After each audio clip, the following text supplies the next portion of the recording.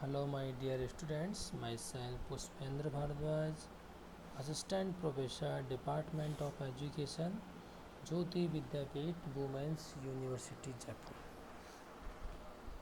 Economy में आज हम डिस्कशन करेंगे कंसेप्ट ऑफ कॉस्ट के ऊपर, कॉस्ट, टाइप्स ऑफ कॉस्ट, इन सब के ऊपर। तो cost, output needs input. Broadly, there are two types of inputs factors: input, land, labor, capital, entrepreneurship. Called factor of production, मैंने आपको प्रोडक्शन पढ़ाया था, उसमें सारी चीज़ डिस्कस की थी. And non factor inputs means raw material. Cost refer to the expenditure incurred by a producer on the factor as well as non factor inputs for a given amount of output of a commodity. Cost refer to the expenditure incurred by a producer or on the factor as well as non-factor inputs are given amount of output of a commodity. तो cost है जो कोई भी कम, जैसे जो भी inputs के ऊपर, चाहे वो फैक्टर ऑफ प्रोडक्शन हो चाहे नॉन फैक्टर ऑफ प्रोडक्शन हो, उसमें नॉन फैक्टर ऑफ इनपुट्स हो, इनमें जो भी खर्चा होगा, जो भी पैसा एक्सपेंडिचर होगा, वो सब का सब कॉस्ट कहलाएगा, यूँ कहेंगे. Now next is explicit or implicit cost. All inputs may be not be purchased from the market. A producer may use some self-owned inputs. Examples: instead of hired workers from the market, producer may use his family labor.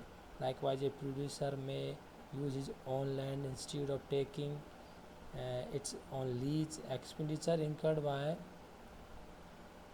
the producer on the purchase of inputs from the market is called explicit cost. Explicit cost means जब कोई भी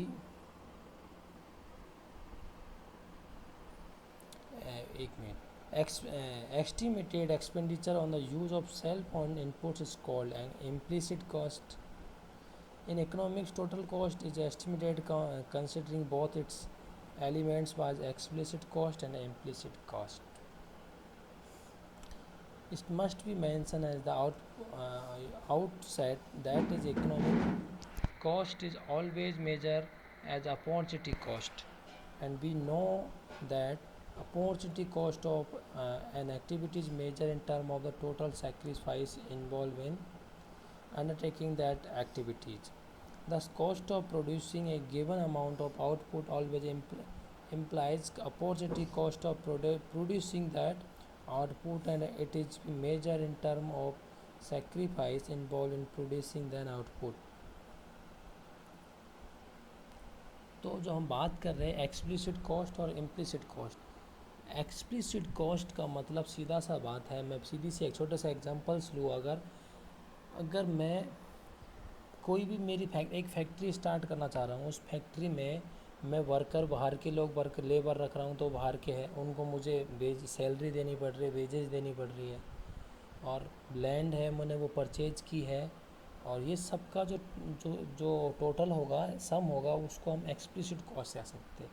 और implicit cost की अगर मैं बात करूँ तो इम्प्लिसिट में देखो, मैंने फैक्ट्री स्टार्ट करनी है, तो मुझे लैंड मेरे पास मेरी खुद की है, और उसमें जो वर्कर्स होंगे काम करने वाले, मेरी वाइफ है, मेरे बच्चे हैं, वाइफ के भाई बहन हैं, वाइफ के पापा मम्मी हैं, इसी तरह से मेरे पापा मम्मी हैं. इन सबको अगर मैं उस कंपनी में काम कराऊँ तो मुझे उनको कोई किसी भी तरीके का वेजेज नहीं देना पड़ेगा.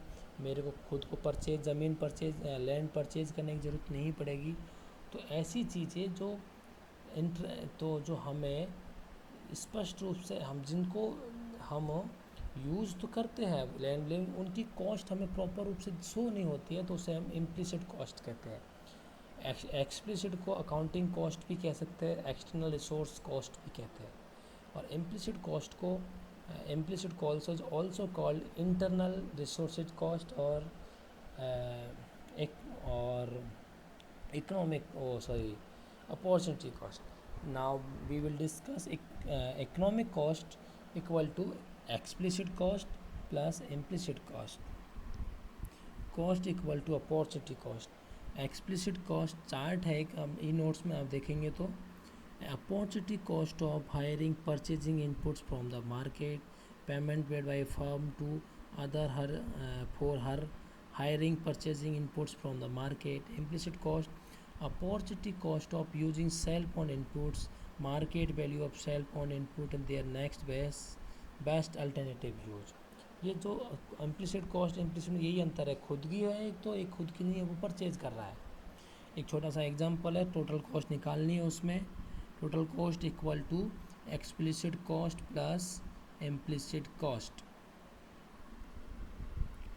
Now and next is selling cost and production cost. Selling costs are different from the production cost.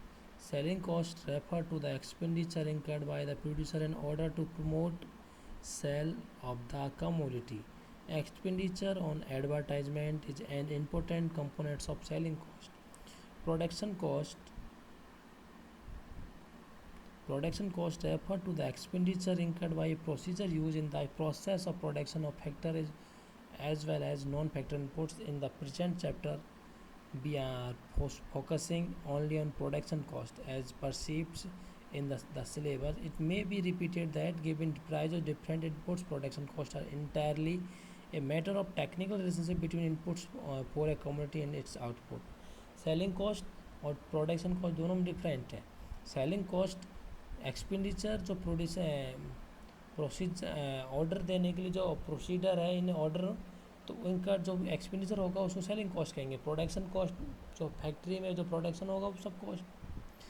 Advertising cost selling cost में आएगी. ये सारी चीज़ें हम डिस्कस करने वाले हैं. अब next is short run cost.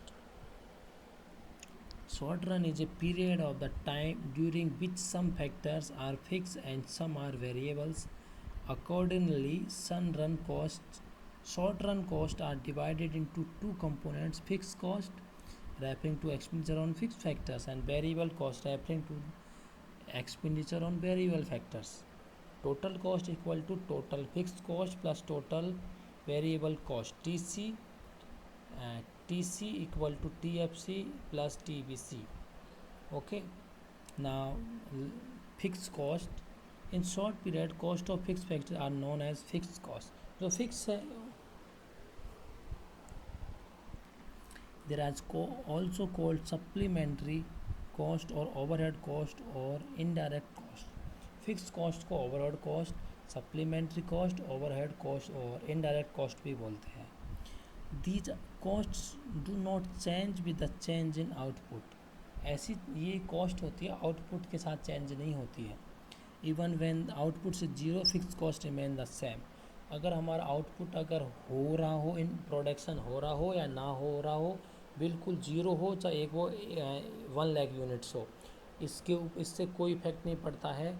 जो फिक्स कॉस्ट है वो लगेगी. कॉस्ट आ रही है तो आ रही है. In a carpet manufacturing firm, a machine is installed at a fixed factor, and let us assume that it can make 6 carpet a day and that the cost of hiring the machine is 100 per day. Obviously 100 per day is fixed cost that this procedure has to incur even when no carpet is made in a day. कोई carpet बने या ना बने, 100 रुपये जो cost, 100 rupees को cost है तो वो आएगी ही आएगी. मशीन कॉस्ट है तो आएगी ही. फिक्स कॉस्ट हमेशा फिक्स रहती है. और इसका जो अगर फिक्स कॉस्ट का अगर हम कर्व बनाए और इसका ग्राफिकल रिप्रेजेंटेशन करें तो parallel to the x axis के पैरेलल होता है, फ्लैट होता है और हॉरिजॉन्टल होता है. अब हम बात करें वेरिएबल कॉस्ट की. Variable cost are those which are incurred on the use of variable factors. जो वेरिएबल फैक्टर्स के लिए यूज हो रही है वो variable cost. Fixed cost, variable cost are the expenditure incurred by the producer on the use of variable factor of production. Next is when output change this cost also change. अगर हमारा production change हो रहा है, जो production ज़्यादा हो रहा है, कम हो रहा है, उसके बेसिस पे ये वेरिएबल कॉस्ट भी चेंज होती रहती है. As the output increase this cost are also increase and output decrease this cost also decrease. Production decrease हो रहा है तो वेरिएबल कॉस्ट भी डिक्रीज हो रही है।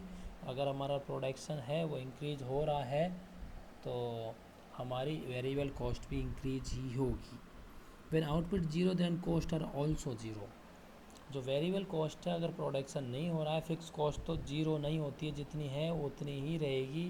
लेकिन जो वेरिएबल कॉस्ट है, जब प्रोडक्शन हो रहा है, प्रोडक्शन हो रहा हो या ना हो रहा हो, तो अगर प्रोडक्शन हो रहा है तो वेरिएबल कॉस्ट होगी। अगर प्रोडक्शन नहीं हो रहा है, प्रोडक्शन ज़ीरो है, then variable cost is zero.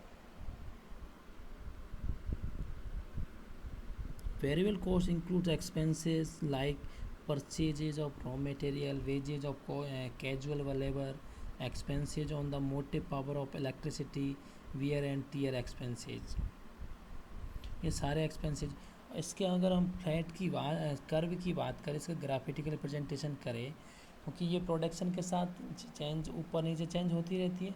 Law of increasing return लगते हैं, लॉ ऑफ डिक्रीजिंग रिटर्न लग जाते हैं। इसकी वजह से इसका जो शेप होता है, वो वेरिएबल कॉस्ट का जो कर्व का शेप होता है वो अपोजिट एस के जैसे होता है।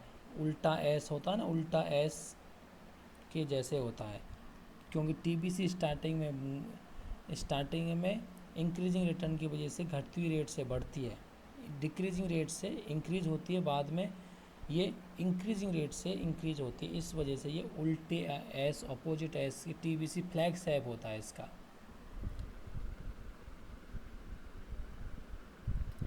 ना डिफरेंस, अगर दोनों को अगर एक साथ देखें हम, डिफरेंस बात करें फिक्स कॉस्ट और वेरिएबल कॉस्ट की, तो fix cost do not change with the change in quantity of output. Variable cost change with change in quantity of output. Output की जो क्वांटिटी को उसके बेस पे वेरिएबल कॉस्ट चेंज हो जाती है, लेकिन फिक्स कॉस्ट चेंज नहीं होती है। Fix cost remain the same whether output is zero और maximum. Variable cost are zero when output is zero. These costs increase when output increase and decrease when output decrease। Example देखिए fix cost के, rent, wages और permanent staff, licence fees, cost of plant and machinery. Variable cost examples देखिए इसके, cost of raw material, wages of casual labour, expenses और electricity. ये सब बात हो गई। अब मैं जैसे मैंने इनकी टोटल कॉस्ट की बात करूँ तो टीसी मीन्स अगर टीएफसी प्लस टीबीसी कर दिया जाएगा, means total fix cost plus total variable cost कर अगर करेंगे हम तो टीसी निकल के आएगा। और अब मैं बात करूँ एवरेज कॉस्ट की, तो कॉस्ट पर units of out is called average cost. Average cost is equal to total cost divided by quantity. तो एक वो है टेबल नंबर 3 है, आप जब ई नोट्स देखेंगे तब, जिसमें आउटपुट्स है 0, 1, 2, 3, 4, 5, 6। फिक्स कॉस्ट 10 रुपीज़ है 0 से लेके 6 यूनिट तक। Variable cost 0, 10, 18, 24, 28, 32 and 38 rupees. Total cost 10, 20, 28, 34, 38, 42, 48। तो अब बात करें कि अगर हम कर्व की बात करें तो फिक्स कॉस्ट का जितनी है 10 रुपीज़ से स्टार्ट होगी, 0 से ऊपर जहाँ 10 होगा वहाँ से बिल्कुल horizontal of x axis. Then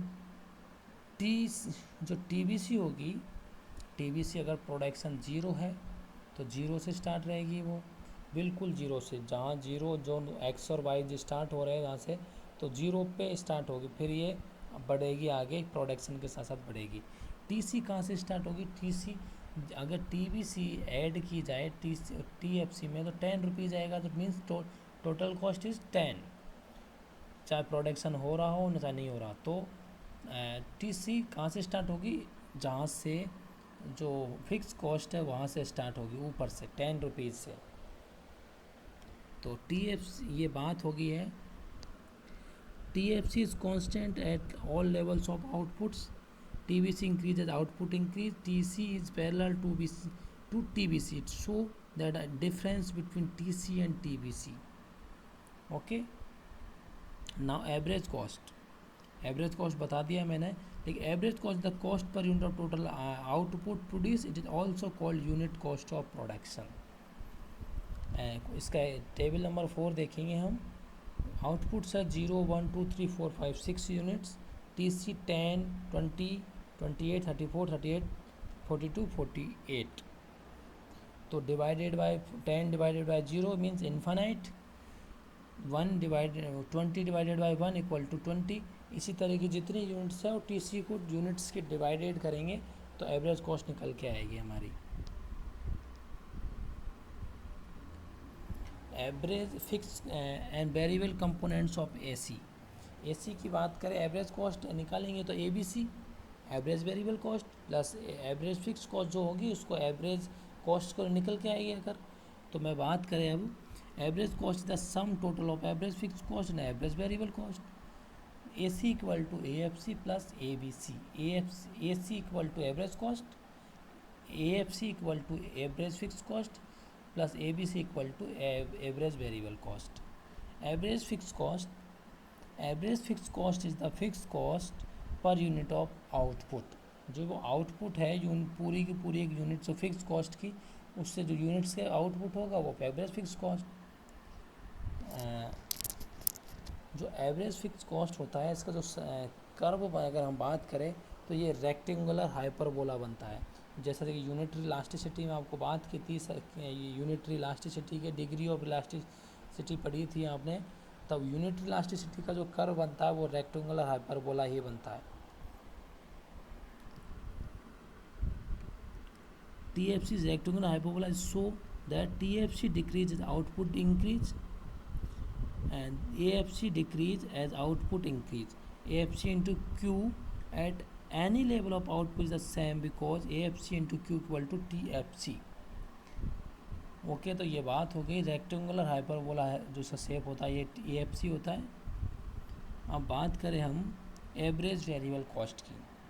average variable cost the variable cost per unit of output. AFC equal to TBC divided by quantity. तो अब ABC की बात करें, हम ABC की बात करते हैं. ABC curve is U shape. This is accordance with the law of variable proportion. Law of variable proportion जब हमको मैंने पढ़ाया था इसमें प्रोडक्शन में, तब आपको जो आप लोगों ने देखा होगा शॉर्ट रन में जो कॉस्ट होती है वो पहले डिक्रीज होती जाती है. जैसे कि मैंने आपको बताया था कि जो फिक्स फैक्टर है लैंड, उसके ऊपर हम अगर लेबर लगाते जाएंगे एक टाइम तक तो हमारा प्रोडक्शन बढ़ेगा. देन एक टाइम ऐसा आ जाएगा जब हमारी जो प्रोडक्शन जो MP होगा वो 0 हो जाएगा. 0 होने के बाद फिर वो नेगेटिव हो जाएगा तो हमारा टोटल प्रोडक्शन जो होगा वो गिरने लग जाएगा. तो टोटल प्रोडक्शन ही गिरने लग जाएगा तो जो हमारी कॉस्ट है वो बढ़ने लग जाएगी. तो इसी तरीके से पहले कॉस्ट गिरती है, इस वजह से स्थिर हो जाती है, फिर बढ़ने लग जाती है. तो ABC जो शेप बनता है वो U शेप बनता है बिकॉज जो लॉ ऑफ वेरिएबल प्रोपोर्शन की वजह से ये U शेप बनता है. If fall so long as return to a factors are increase, it rises when it returns to factor are decrease. Okay,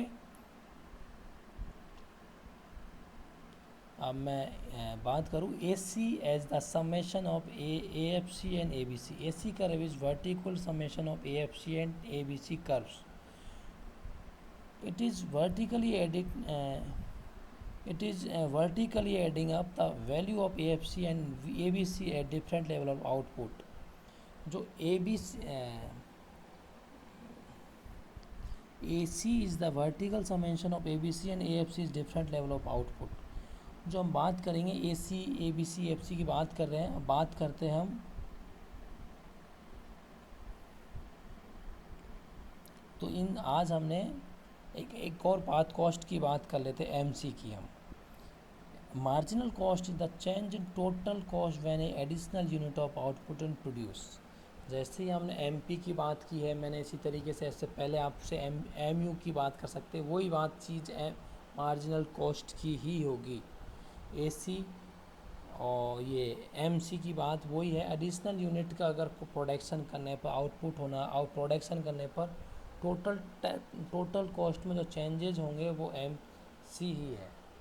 okay, according to Ferguson marginal cost is addition to total cost due to in the addition of 1 unit of output. M C N equal to T C N minus 1। तो हमने M you की भी बात की, तो M U N equal to T U N minus 1। और इसी तरीके से एम पी की बात की थी, तो अगर 1 यूनिट से चेंज हो रहा है तो M C N equal to T U N minus 1। अगर 1 यूनिट से चेंज नहीं हो रहा, अधिक से चेंज हो रहा है, then M C equal to delta T C upon delta Q. Okay, इसमें एक टेबल दे रखी है, उस टेबल में सारे एग्जांपल्स दे रखे हैं, आप इजीली समझ पाएंगे उसको। M C is U shape is accordance with the law of variable proportion. M C का जो शेप होता है वो भी यू शेप ही होता है। ए बी सी के अकॉर्डिंग, ए सी के अकॉर्डिंग, सबका ए सी ए बी सी और एम सी, इनका जो तीनों का जो शेप होगा वो लॉन्ग शॉर्ट रन में जो शेप होगा लॉ ऑफ वेरिएबल प्रोपोर्शन की वजह से यू शेप रहेगा। Following M C is accordance with rising M P when there are increasing return of a factor or return to a factor, rising MC is accordance with the falling MP when there is administration there are diminishing return to a factor. MP and MC are exactly opposite to each other. Okay, तो ये बात थी, हमने इन सब की बात की। तो एम सी के मैंने आपको फार्मूले बता दिए, टी सी के बता दिए हैं, T F C, A B C, ये सारी चीज़ें बातें कर लिए।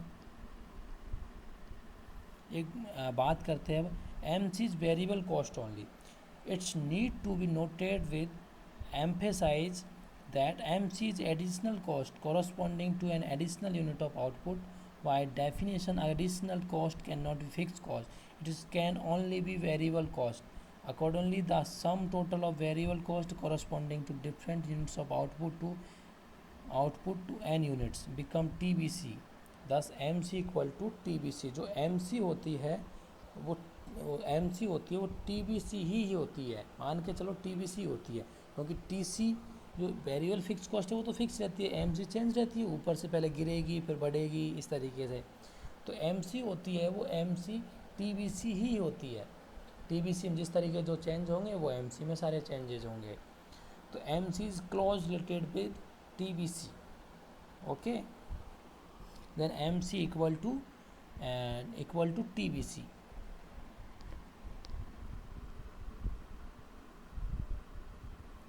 इसमें से